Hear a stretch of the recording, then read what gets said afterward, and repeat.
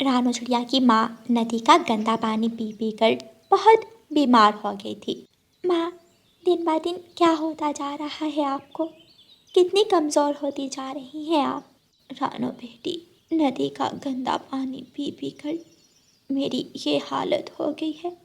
अगर जल्द इसका कुछ ना किया तो आगे जाकर हमारे जैसे गरीब पक्षियों का हाल और भी बुरा हो जाएगा। जी माँ जी, आप ठीक कह रही हैं, मगर इन इंसानों का हम जैसे पक्षी क्या करें जो अपनी फैक्ट्रियों का गंदा पानी नदी में डाल देते हैं। ना जाने कब अकल आएगी इन कम अकल इंसानों को। रानू चिड़िया अपनी माँ की दिन ब दिन बिगड़ती हुई हालत को देखकर बहुत परेशान रहती थी। माँ जी, मैं अभी आती हूँ। ठीक है रानू बेटी, ध्यान से जाना और जल्दी घर लौट आना। जी माँ जी। रानू चिड़िया घर से बाहर चली जाती है। रास्ते में रानू चिड़िया को लूसी कबूतरी मिलती है। लूसी के साथ उसका बेटा कीकी भी था। लूसी बहन, क्या हुआ है? आप कुछ परेशान लग रही हैं। आप कीकी को उठाए कहाँ जा रही हैं? कीकी ठीक तो है? रानो, मेरे बेटे की तबीयत कुछ ठीक नहीं है। अभी अभी बुलबुल डॉक्टर के पास से ही आ रही हूँ। बुलबुल डॉक्टर बता रही थी कि नदी का पानी पीने के काबिल नहीं है। जो पक्षी भी नदी का पानी पिएगा वो बीमार जरूर होगा। अच्छा रानू चिड़िया, अब मैं चलती हूँ। लूसी बहन, परेशान मत होना, कीकी जल्द ठीक हो जाएगा। पूरे जंगल में सिर्फ एक ही साफ पानी का कुआं था जिस पर गोरी और कालू कौवे का कब्जा था। गोरी कौवी कुएं के पास बैठी थी। कालू जी, ध्यान रखना कोई नीच जात का पक्षी हमारे कुएं के आसपास ना भटके। तुम बिल्कुल भी चिंता ना करो, मैं किसी पक्षी को भी यहाँ तक आने नहीं दूंगा। रात हो जाती है। सब पक्षी अपने अपने घरों में आराम कर रहे थे, लेकिन रानू चिड़िया अपनी माँ की हालत देखकर बहुत परेशान थी। पानी, रानो, पानी, मुझे पानी ला दो। मुझे नदी का पानी ही ला दो। माँ जी, वो पानी नहीं, वो जहर है। मैं आपको वो पानी कैसे दे सकती हूँ? माँ जी, मैं अभी आती हूँ। रानू चिड़िया घर से निकलती है। रानो, रानो बेटी। रानू चिड़िया रात की तारीकी में जंगल निकल जाती है। रानू चिड़िया उड़ते उड़ते गोरी कौवी के घर चली जाती है। रानू चिड़िया गोरी कौवी के दरवाजे पर दस्तक देती है। गोरी कौवी दरवाज़ा खोलती है। गोरी बहन, प्लीज़ मुझे थोड़ा पानी दे दें। मेरी माँ की तबीयत बहुत ख़राब है। प्लीज़ मेरी मदद करें, मेरी माँ मर जाएगी। प्लीज़ गोरी बहन, मुझ पर रहम करें। चुप चुप हो जाओ। क्या आधी रात को आकर तुमने मेरा दिमाग खा लिया है? जाओ, चली जाओ यहाँ से। उस कुएं से कोई भी गरीब पक्षी पानी नहीं ले सकता। अगर तुम जैसे गरीब पक्षी भी कुएं से पानी पीने लगे तो क्या फर्क रह जाएगा तुम में और हम अमीर पक्षियों में? चल भाग यहाँ से। गोरी कौवी अपना दरवाज़ा बंद कर लेती है। रानू चिड़िया बहुत विनती करती है, मगर गोरी कौवी उसकी एक नहीं सुनती। रानू चिड़िया मायूस हो जाती है और अपने घर वापस लौट जाती है।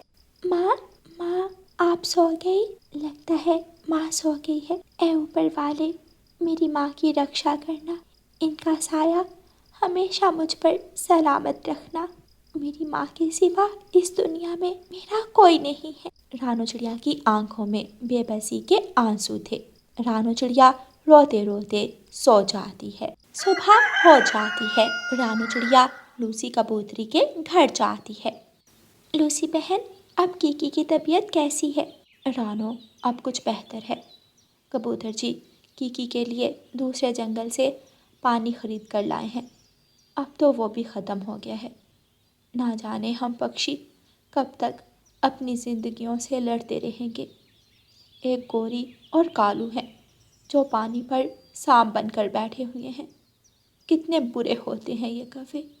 हाँ लूसी बहन, आप ठीक कह रही हैं। उन कौवों में तो ज़रा भी रहम नहीं है। ना जाने कैसे सख्त दिल के हैं वो कौवे। अच्छा लूसी बहन, आप कीकी का ख्याल रखना। मैं चलती हूँ। मैं कीकी को ही देखने आई थी।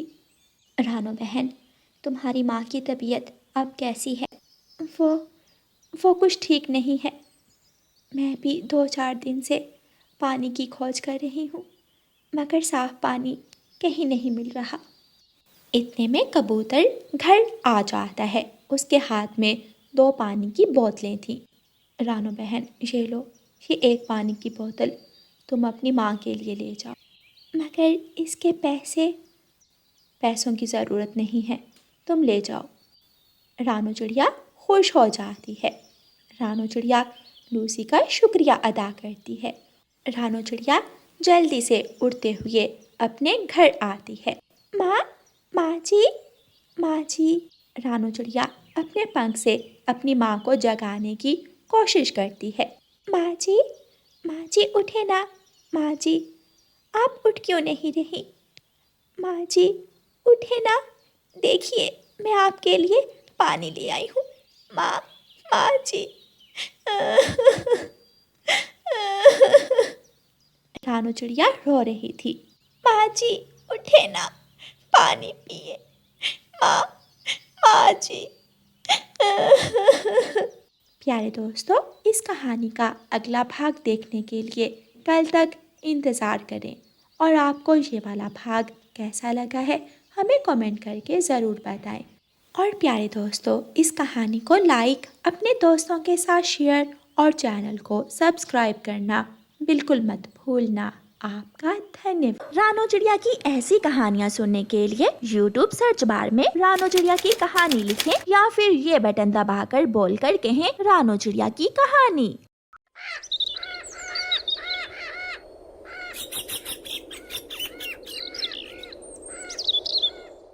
बारिशों का मौसम चल रहा था। सभी पक्षी अपने अपने घरों में बैठे बारिश का आनंद ले रहे थे। कबूतर अपने घर की खिड़की में बैठा बारिश देख रहा था और सोच रहा था, ये बारिशों का मौसम भी कितना अच्छा होता है। खाओ पियो और आराम से सो जाओ। क्या था अगर इस मजेदार मौसम में चाय मिल जाती। वो खिड़की से देखता है कि कालू कौवा कुछ लेकर जा रहा था और वो बोल रहा था, चाय ले लो, चाय, खालिस दूध से बनी हुई चाय ले लो। अरे वाह, चाय, चाय की इच्छा की और चाय मिल गई।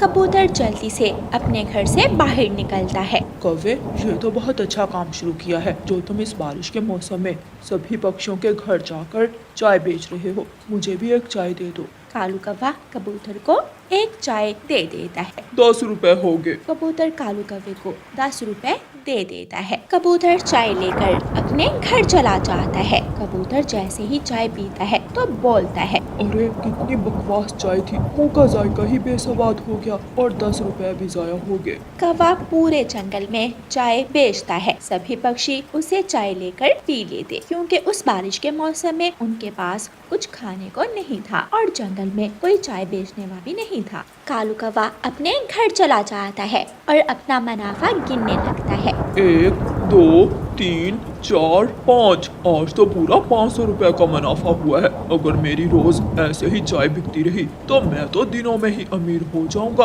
और मेरी शादी गोरी कवि से हो जाएगी। अगले दिन मौसम साफ हो जाता है, बारिश रुक जाती है। सभी पेड़ पौधे बारिश के पानी से नहा चुके थे। हर तरफ हरियाली ही हरियाली थी। कालू कौवा अपना चाय का थैला फिर से लगा लेता है। आहिस्ता आहिस्ता पक्षी उसके पास चाय पीने आते हैं। मिठू तोता भी उसके पास चाय पीने आता है। कालू कौवे, मुझे एक चाय दे दो, अच्छे से पका के देना, तुम ऐसे ही कच्ची चाय दे देते हो। तोते भैया, आप फिक्र ही ना करें, एकदम कड़क चाय बना कर दूंगा। तोता कौवे से चाय लेकर पी लेता है और कहता है, कितनी बकवास चाय थी, कोई स्वाद नहीं था। आइंदा कभी भी इससे चाय लेकर नहीं पीऊंगा और ना ही कभी इसके पास आऊंगा। तोता वहां से चला जाता है। वो जा रहा था कि उसे रास्ते में कबूतर मिलता है। कबूतर तोते को आवाज देता है, मिठू तोते, कहाँ से आ रहे हो? बहुत गुस्से में लग रहे हो। क्या बताऊं कबूतर, कालू कौवे से चाय लेकर पी ली, अभी तक दिल खराब हो रहा है, इतनी बेसवाद चाय थी। ये तो तुम ठीक कह रहे हो, मैंने भी पी थी चाय, एकदम बेसवाद थी।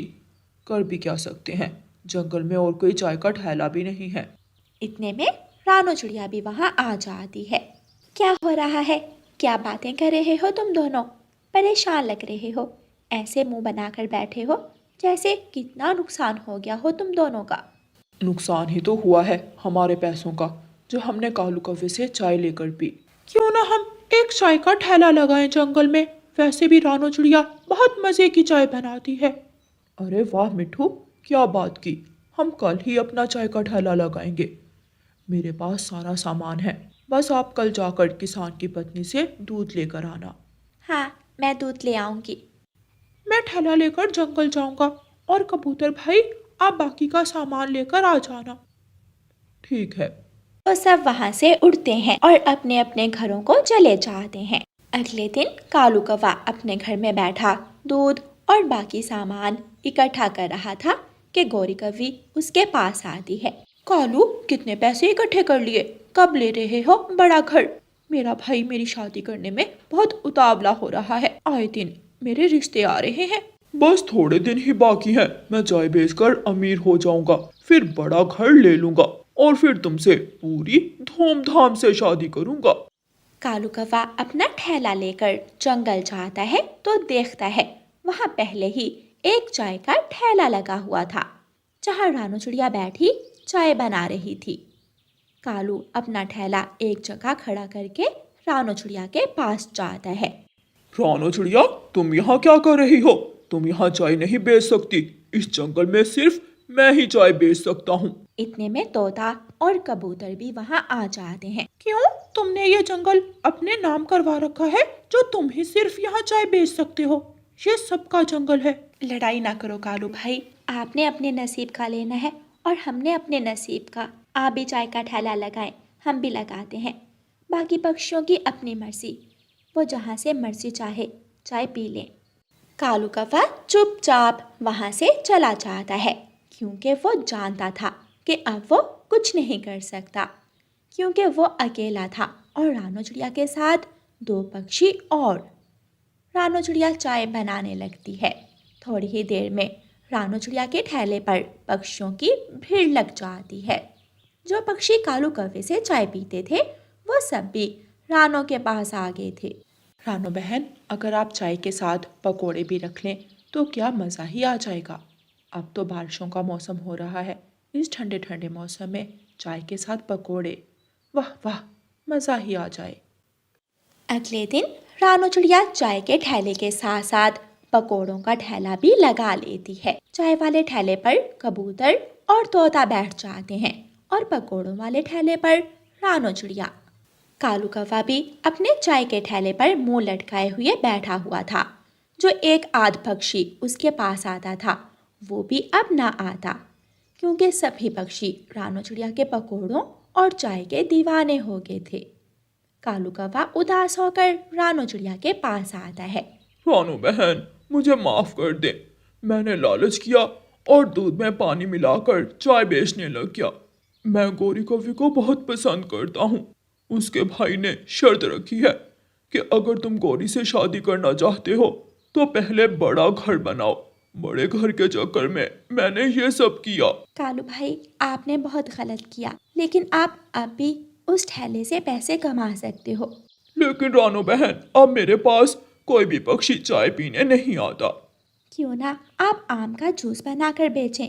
आप आम का जूस बहुत अच्छा बनाते हैं और हमारे जंगल में आम के जूस का कोई ठेला भी नहीं।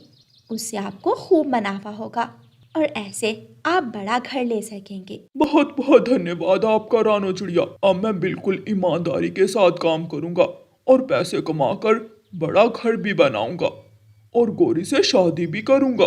कालू कौवा वहां से चला जाता है और वापस आकर अपने ठेले में जूस बनाने लगता है। कालू कौवे का जूस पक्षियों को बहुत पसंद आता है। ऐसे कालू कौवा जूस बेचकर खूब मुनाफा कमाता है और कुछ ही दिनों में कालू कौवा बड़ा घर भी बना लेता है। फिर सब पक्षी गौरी कौवी के भाई के पास जाते हैं। भाई जी, कालू कौवा गौरी से बहुत प्यार करता है। उसने इसके प्यार में इतना बड़ा घर भी बना लिया और खूब मेहनत की। अब आप इन दोनों की शादी करवा दें। गौरी का भाई मान जाता है। फिर कालू कौवे और गौरी कौवी की धूमधाम से शादी हो जाती है। कालू कौवे की शादी में कबूतर, मिठू और रानो चिड़िया सब पक्षियों को फ्री में पकोड़े और चाय पिलाते हैं। कालू कौवा बहुत खुश था। प्यारे दोस्तों, इस कहानी को लाइक, अपने दोस्तों के साथ शेयर और चैनल को सब्सक्राइब करना बिल्कुल मत भूलना। आपका धन्यवाद।